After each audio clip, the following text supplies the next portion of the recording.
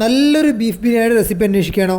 എന്നാൽ വേഗം വാ, ഒരു അടിപൊളി റെസിപ്പി പറഞ്ഞുതരാം. കഴുകി വൃത്തിയാക്കിയ ബീഫിലേക്ക് തൈര്, ജിഞ്ചർ ഗാർലിക് പേസ്റ്റ്, ഉപ്പ്, മഞ്ഞൾപ്പൊടി, മുളക് പൊടി, കുരുമുളക് പൊടി ചേർത്ത് നന്നായി മിക്സ് ചെയ്ത് ഒരു ഓവർനൈറ്റ് ഫുള്ള് ഫ്രിഡ്ജിൽ വെക്കുക. മാരിനേറ്റ് ചെയ്ത ബീഫ് ഒരു പ്രഷർ കുക്കറിലേക്ക് ഇട്ട് വളരെ കുറച്ച് വെള്ളം ചേർത്ത് ബീഫ് നന്നായിട്ട് വേവിച്ചെടുക്കുക. ഒരു നോൺ സ്റ്റിക് പാൻ എടുപ്പത്ത് വെച്ച് അതിലേക്ക് കുറച്ച് വെളിച്ചെണ്ണ ഒഴിച്ച് വേവിച്ച ബീഫിന്റെ പീസുകൾ രണ്ട് സൈഡും ഒന്ന് മൊരിഞ്ഞു വരുന്നവരെ ഫ്രൈ ചെയ്തെടുക്കുക.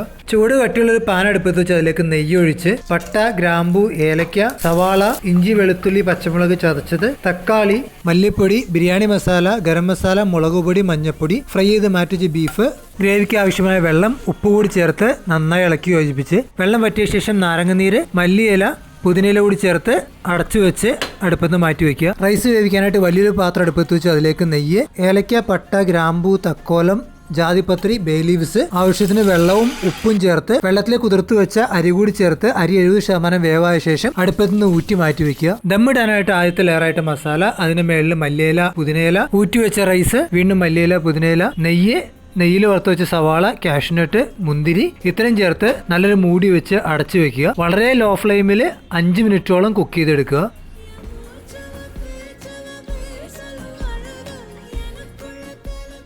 ഇതിന്റെ ഡീറ്റെയിൽ ആയിട്ടുള്ള മെഷർമെന്റും ബാക്കി കാര്യങ്ങളും ഡിസ്ക്രിപ്ഷൻ ബോക്സിൽ ആഡ് ചെയ്തേക്കാം. ഇതുപോലെ വീഡിയോകൾ ഇഷ്ടമാണെങ്കിൽ അക്കൗണ്ട് ഇപ്പോൾ തന്നെ ഫോളോ ചെയ്യുക.